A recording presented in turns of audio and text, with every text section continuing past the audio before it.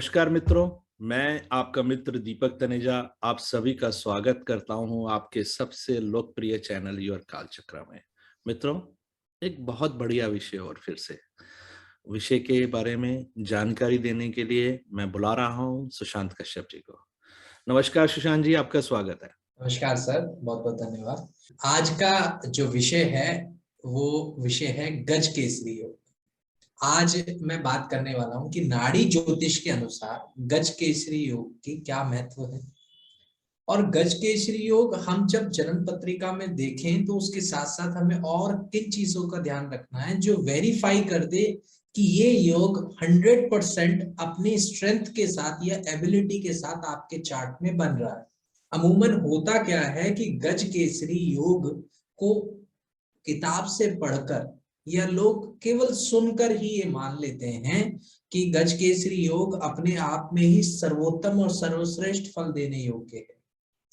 लेकिन जैसे कि हम बैंक में जाते हैं और बैंक में लोन के लिए अप्लाई करते हैं और हमारे लोन्स की फाइलें कई बार रिजेक्ट हो जाती हैं क्योंकि हम उनके अकॉर्डिंग, उनकी टर्म्स एंड कंडीशन के अकॉर्डिंग चीजें या पेपर नहीं लगवा पाते। ठीक इसी प्रकार से जन्म पत्रिका के अंदर गज केसरी योग की भी टर्म्स एंड कंडीशंस अप्लाई होती, जो अगर पूरी ना हो तो वह योग आपको वैसा फल नहीं दे सकता जैसा हमारे ऋषि मुनियों ने किताबों में और ग्रंथों में बताया है। सबसे पहले समझते हैं इस योग को देखना कैसे। जन्म पत्रिका के अंदर कहा जाता है कि लग्न या चंद्रमा से बृहस्पति केंद्र में स्थित हो और शुभ राशि में, मित्र राशि में, सम राशि में या उच्च राशि में अच्छे ग्रहों के साथ युति कर बैठा हो, तब ये योग पूर्ण रूप से अच्छा फल देने योग्य बनता है। परंतु आजकल जब हम पत्रिका देखते हैं उसमें कई ऐसे लोग हैं जो केवल गुरु और चंद्रमा की युति को एक भाव में देखते ही कह देते हैं कि गज केसरी योग, जबकि टर्म्स एंड कंडीशंस जरूर चेक करनी चाहिए। सबसे पहली टर्म्स एंड कंडीशन है कि ग्रह नीच का नहीं होना चाहिए, बृहस्पति अपनी नीच राशि में ना। दूसरी टर्म्स एंड कंडीशन है बृहस्पति शत्रु राशि में ना। और तीसरी टर्म्स एंड कंडीशन है बृहस्पति चंद्रमा के साथ होने के बावजूद यदि पापी ग्रह उसके साथ में है या पाप कत्री में वो ग्रह, वह योग बन रहा है या खराब ग्रहों की दृष्टियां उसके ऊपर है, तो इस योग के फलों के अंदर कमी आ जाएगी। ये वो वाली बात हो गई कि लोन अप्लाई करा 20 लाख का, पर 20 लाख का नहीं हो पाया आपका सैलरी देख के, तो 10 लाख का कर दिया, लेकिन वो फुलफिलमेंट आपकी नहीं हो पाई। तो ऐसे ही इस योग के अंदर फल देखने को मिलते हैं। अब ये योग फल क्या दे सकता है और नाड़ी ज्योतिष में कैसे देखते हैं? देखिए, नाड़ी ज्योतिष में गज केसरी योग देखने के लिए कुछ पैरामीटर्स हैं। सबसे पहला पैरामीटर है कि ग्रह गुरु और चंद्रमा की युति एक भाव में होनी चाहिए। ये यदि किसी भाव में है तो हम मानते हैं कि वहां पर जो अनुपात आएगा फल का वो 90 to 100% के आसपास आए। और इसके बाद में गुरु के ट्राइन के अंदर 1-5-9 में या चंद्रमा के ट्राइन के अंदर अगर गुरु है तो हम इसको फिर नेक्स्ट लेवल पर गज केसरी लेते हैं, लेकिन इसकी परसेंटेज हम कहीं ना कहीं 40 से लेके 60 के बीच में रखते हैं। अब चंद्रमा और बृहस्पति एक दूसरे से सप्तम हैं, परस्पर हैं, यहां पर भी हम इस योग को कंसीडर करते हैं और यहां पर जो हम स्ट्रेंथ लेते हैं वो लगभग 70 के अबव और 80-85 के बीच के आसपास हम लेकर। लेकिन केवल इतना काफी नहीं है। जो टर्म्स एंड कंडीशन पहले बताई गई हैं मित्र राशि शत्रु राशि के विषय में, उसका हमें जरूर ध्यान रखना है। चलिए अब बात करते हैं कि फल किस प्रकार के होंगे यदि आपका ये योग किसी का कर्क राशि में बना हुआ है और शुभ ग्रह है साथ में, या ये योग पूर्ण टर्म्स एंड कंडीशन के साथ अप्लाई हो रहा है, तो फल कैसे आएंगे। देखिए, इस योग में कहा गया है ऋषि मुनियों द्वारा कि अगर ये बिल्कुल जैसा उन्होंने कहा है उसके अकॉर्डिंग एप्रोप्रिएट बनता है तो ऐसा व्यक्ति मुख्यमंत्री पद तक जाने की योग्यता अपने आप में रखता है।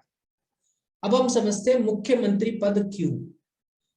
देखिए, नाड़ी ज्योतिष में बृहस्पति को जीव का कारक कहा गया और चंद्रमा को इमेजिनेशन का कारक कहा गया, और चंद्रमा मन का भी कारक है। और यदि आपको राजनीति के अंदर या लोगों का मसीहा बनना है या लोगों का नेता बनना है, तो आपको लोगों के मन पे काबू करना जरूरी। और लोग जो है वो जीव हैं और उनका मन चंद्रमा है और आपका मन भी चंद्रमा है। तो गुरु और चंद्रमा मिलके लोगों के मन पर काबू करने वाला ऐसा आदमी होता है जो उनके ऊपर अपना प्रभाव रख सकता है, उन्हें अट्रैक्ट कर सकता है अपने विचारों से। चंद्रमा विचारों का कारक होता है। अपनी इमेजिनेशन बातें कर कर जीवों को, बृहस्पतियों को, बहुत सारे बृहस्पति, क्योंकि कहते हैं बृहस्पति एक्सपेंशन का कारक है, सबसे बड़ा ग्रह है क्षेत्रफल से। तो इसका अर्थ यह कि बड़े लेवल पर, मास लेवल पे लोगों को इकट्ठा करने की क्षमता और लोगों को अपने विचार उनके विचारों से मिलाने की क्षमता गजकेसरी योग वाले व्यक्ति के पास होती है। कई लोग कहते हैं कि ऐसे लोग बहुत ज्यादा धन कमाते हैं। बिल्कुल सत्य बात है, धन कमाते हैं, लेकिन धन कमाने के लिए जो सबसे जरूरी चीज चाहिए वो चाहिए बुद्धि, विचार। बिना बुद्धि के लक्ष्मी नहीं आती, बिना सरस्वती के लक्ष्मी नहीं आती।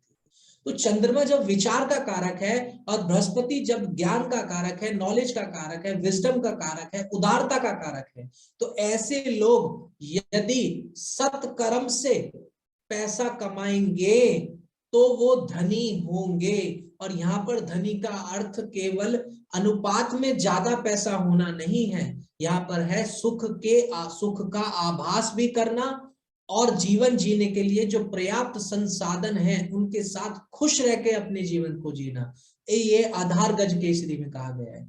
क्योंकि चंद्रमा को अगर हम देखें तो वही चंद्रमा है जो आपको मोक्ष की तरफ ले जाता है, और वही चंद्रमा होता है जो आपको माया के जाल के अंदर फंसा देता है, वही चंद्रमा होता है जो आपके ऊपर कर्जे चढ़ा देता है। तो ऐसे में इस योग में यह ध्यान देना जरूरी है कि चंद्रमा और बृहस्पति का संबंध किस राशि में और किस प्रकार से बन रहा है। कर्क राशि में इस योग होने पर व्यक्ति बहुत उदार हृदय का और दानवीर करण किस्म का होता है, लोगों के प्रति दान भी करने की योग्यता रखता है। साथ साथ ऐसा व्यक्ति बहुत अच्छा ज्योतिष बन सकता है, बहुत अच्छा भावुक प्रवक्ता बन सकता है। इसके साथ साथ ऐसे लोगों को हम कह सकते हैं कि लोगों को कई लोग गाइड करते हैं, टीचिंग से भी ऐसे लोग काफी अच्छा पैसा कमा लेते हैं या टीचिंग कैटेगरी में भी जा सकते हैं। इस योग में होने पर जातक का भाग्य बहुत अच्छा चलता है जब तक उसकी मां जीवित होती है। यदि उसकी मां उसके साथ रह रही हो और जीवित हो तो ऐसे में जातक को बहुत अपरंपार फल मिलते हैं ऐसे योग के। लेकिन मां के जाने के बाद उसके कहीं ना कहीं उसके कैश लिक्विडिटी के ऊपर, पैसे के ऊपर और उसके मानसिक पटल के ऊपर भी प्रभाव पड़ता है, क्योंकि ऐसे जातक अपनी माता के बहुत नजदीक होते हैं। माता जैसा व्यवहार ऐसे लोगों के, ऐसे जातकों का होता है और माता जैसे विचारों को ऐसे लोग फॉलो करते हैं। ऐसे लोगों की इमेजिनेशन पावर काफी हाई होती है, क्योंकि चंद्रमा इमेजिनेशन का कारक है, बृहस्पति जिसका कोई एंड नहीं है, एक्सपेंशन है, तो इतने हाई लेवल की इमेजिनेशन ऐसे लोग कर सकते हैं। कई लोगों के हम चार्ट में देखते हैं कि इतना अच्छा योग होने के बाद भी ऐसे लोग आज के समय में बहुत ज्यादा पीड़ित हैं, मानसिक रूप से बड़ा परेशान है। ऐसा होता क्यों है? अब हम इस योग को थोड़ी दूसरी दृष्टि से भी देखते हैं। यह योग एक इमोशनल योग भी माना गया है, भावुक व्यक्ति भी माना गया है। तो ऐसे में ऐसे व्यक्ति जो होते हैं, यह किसी व्यक्ति का जब मदद करते हैं तो अपनी पूर्ण श्रद्धा से, पूर्ण ईमानदारी से और बिना किसी स्वार्थ के आधार पर लोगों की सहायता करते हैं। लेकिन अमूमन आज के समय में देखा गया है कि गज केसरी योग वाले व्यक्ति के साथ में फीडबैक के तौर पर लोग एग्जैक्टली उतनी हेल्प नहीं करते जितनी कि वो जो हक रखते हैं। ऐसा भी रिजल्ट देखा गया है, जो मैंने पहले भी कभी कहा था कुछ वीडियो में, कि जितने ग्रह आपके उच्च के होंगे आज के समय में, और खासकर सात्विक ग्रह, उतना ज्यादा आपके लिए समस्या उत्पन्न होगी। क्योंकि आज लोग प्रैक्टिकल हैं, आज लोग स्वार्थी हैं, आज लोग मदद के बदले मदद करते हैं। ठीक इसी प्रकार से इस योग वाले व्यक्तियों को कई बार जीवन के अंदर अपने ही लोगों से कष्ट झेलना पड़ता है, उनके भावों से। और फिर ऐसे लोगों की प्रवृत्ति होती है कि ये लोग बात करना छोड़ देते हैं या एक डिस्टेंस बना लेते हैं, या अपने मन में एक गांठ को बना लेंगे, और इतनी बड़ी गांठ कि जिसका अंत कभी होता ही नहीं है। तो ऐसे योग वालों को ये विशेष तौर पर ध्यान रखना चाहिए कि अगर आप किसी की मदद कर रहे हैं तो बिल्कुल ना सोचें कि सामने वाला बदले में आपकी मदद करेगा। आप एक सत्य कर्म के मार्ग को लेकर ही मदद करें, और आज के समय में प्रैक्टिकल होकर मदद करें। आपको नीडी की मदद करनी है, ग्रीडी की मदद नहीं करनी है।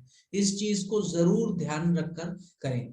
इस योग के बारे में कहा जाता है कि ऐसा योग यदि लग्न में बने तो जातक का मस्तिष्क बहुत ज्यादा प्रबल होता है, दूसरे भाव में बने तो कहा जाता है उसके परिवार के अंदर भी बहुत ज्यादा धन संपन्नता आदि वगैरह आती है, तथा उसकी वाणी के अंदर भी विशेष प्रभावशाली व्यक्तित्व होता है। यदि तीसरे भाव में ये योग बने तो उसके भाई बहन भी इस योग का बहुत अच्छा फायदा उठाते हैं, तथा ऐसे व्यक्ति का पराक्रम के अंदर भी काफी अच्छी इमेजिनेटिव पावर्स आती है। चतुर्थ भाव बनने पर माता को भी अच्छा खासा सुख प्रदान करता है, तथा वाहन आदि मकान आदि के योग में भी काफी प्रबलता रखता है।